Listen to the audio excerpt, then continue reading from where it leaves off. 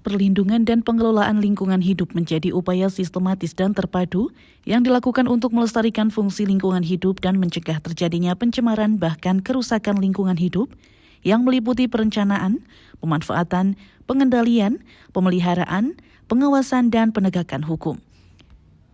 Pemerintah Kabupaten Wonosobo melalui Dinas Lingkungan Hidup melaksanakan kegiatan sosialisasi Rencana Perlindungan dan Pengelolaan Lingkungan Hidup atau RPPLH tahun 2024 hingga 2054 bertempat di Resto Ongklok pada Selasa 10 Desember kemarin.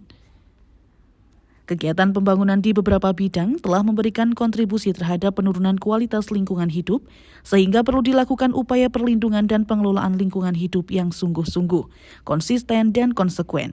Oleh karena itu diperlukan suatu kebijakan yang dapat digunakan sebagai pedoman dalam melaksanakan kegiatan pembangunan, sehingga seluruh kegiatan pembangunan yang berpotensi menurunkan kualitas lingkungan dapat dicegah.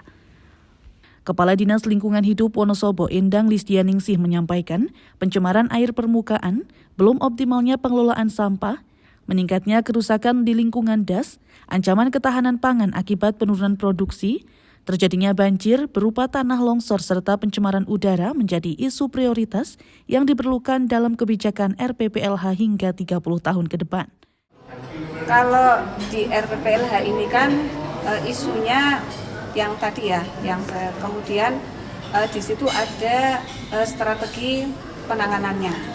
Kalau misalnya yang di sampah, karena kita juga ada keterbatasan lahan, kemudian juga tahun 2030 sudah tidak ada pengolahan sampah yang tertimbun, yang tertumpuk kayak TPA. Itu harus pengolahan. Maka mau tidak mau di sini adanya alih teknologi gitu.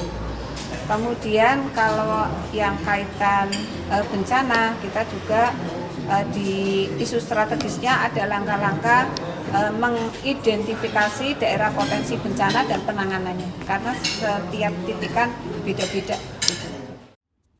Peran strategis RPPLH juga diatur dalam Undang-Undang Nomor 32 Tahun 2009 tentang Perlindungan dan Pengelolaan Lingkungan Hidup, di mana disebutkan bahwa seluruh kebijakan yang tercantum dalam dokumen RPPLH harus menjadi dasar dan dimuat dalam RPJPD dan RPJMD sebagai dokumen perencanaan daerah.